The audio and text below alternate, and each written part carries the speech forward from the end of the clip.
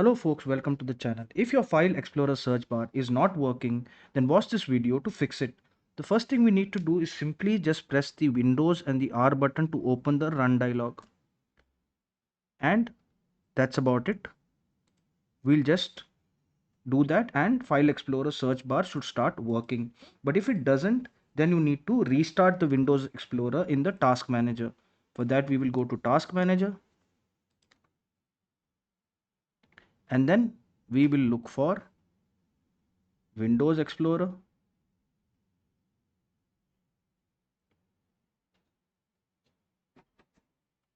And we'll get Windows Explorer here. And we will just click on Restart Task. And that should fix the search button. If it doesn't, then we need to click on the Details button and look for the Search Host service. Search Host is here. Click on it and then click on End Task, and it will restart by itself and you should be able to access the search button.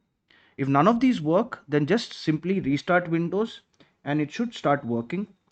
Now, by now it should have been solved, but if it doesn't, then we'll do two other things which will definitely solve the issue. One is that we can try updating Windows. So right click on the settings, right click on the start bar, go to settings and go to Windows Update, and then we'll click on check for updates. Now after that also, if the search bar is not working, then we'll roll back the updates. So we'll go to update history and then we will go to uninstall updates.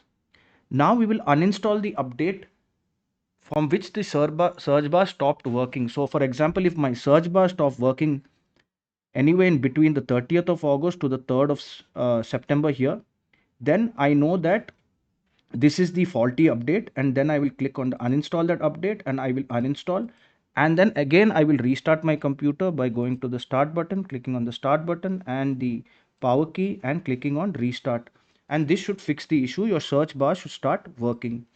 If this video helped you, then kindly subscribe to the channel. Enjoy your day.